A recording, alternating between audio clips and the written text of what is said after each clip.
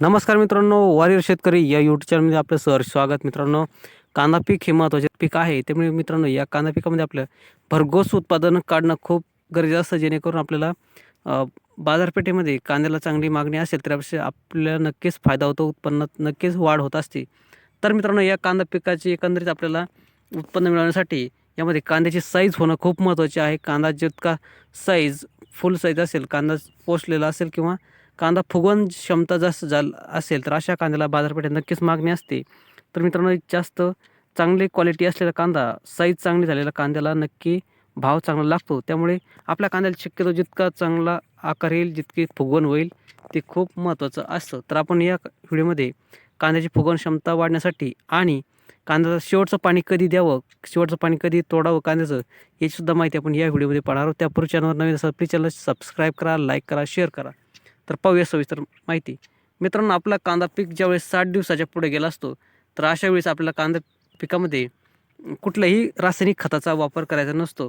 60 दिवसाच्या आत आपल्याला दोन्ही डोस कंप्लीट करणं गरजेचं असते. पहिला डोस बेसल डोस आणि दुसरा एक साधारणतः 40 ते 45 दिवसाचा कांदा झाल्यानंतर आपला दुसरा डोस देणं गरजेचं असतं.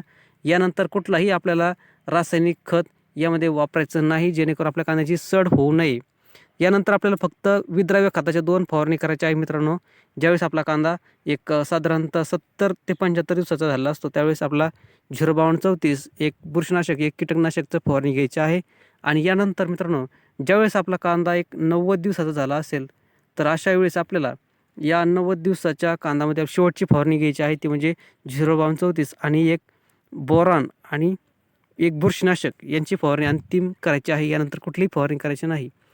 यामुळे काय फायदा होतो, तर ज्यावेळेस आपला कांदा चाळीमध्ये साठवला जातो, तर यामध्ये कुठलंही मर किंवा जे काही काजळी येते, तर ती काजळी या शेवटच्या फवारणीमुळे आपल्या चांगल्या दर्जाच्या बुरशीनाशक फवारणीमुळे होत नाही किंवा कमी प्रमाणात लागते.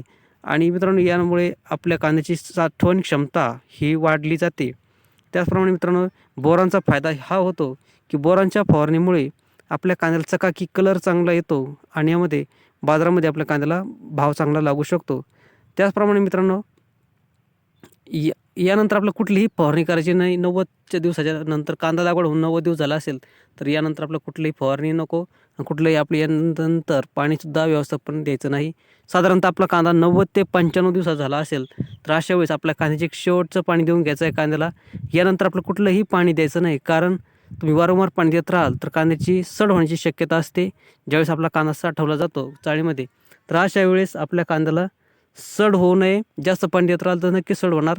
त्यामुळे अंतिम टप्प्यातलं पाणी आपलं हे 90 ते 95 दिवसाच्या आतच दिलं जाणं महत्त्वाचं आहे, जेणेकरून कांदे सड होणार नाही, आपले नुकसान होणार नाही.